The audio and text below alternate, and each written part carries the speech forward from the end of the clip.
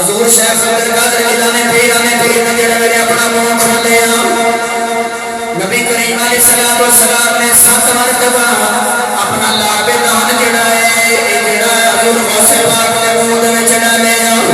جڑے ویلے کملی والے چلے گئے کہ مولا علی آ گئے مولا علی کرم الوجہ کریم آ گئے آگے فرمانے نے پترا تو زیادہ بائی صحیح کرنا عرض کی پوچھی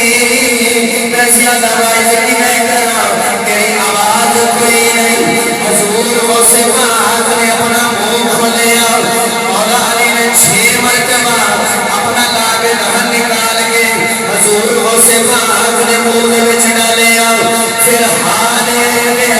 جدو حضور غوث پاک تقریر کرتے ہیں جنی آواز پہلے نو سنائی دیتی ہے اینی آواز آخری بندے کو سنائی دیتی ہے جنی آواز پہلے بندے نو سنائی دے رہی ہے اینی آواز آخری بندے نو بھی سنائی دے رہی ہے کرم ہو گیا نا کملی والے دا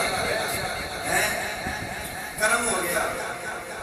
نبی کریم علیہ السلام کے غلاموں حضور غوث پاک رضی اللہ عنہ تعلیم حاصل کر رہے ہیں علم حاصل کر رہے ہیں تو یمن کا ایک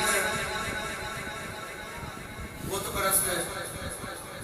سنام نامی شخص حضور غوث پاک کی بارگاہ میں ہے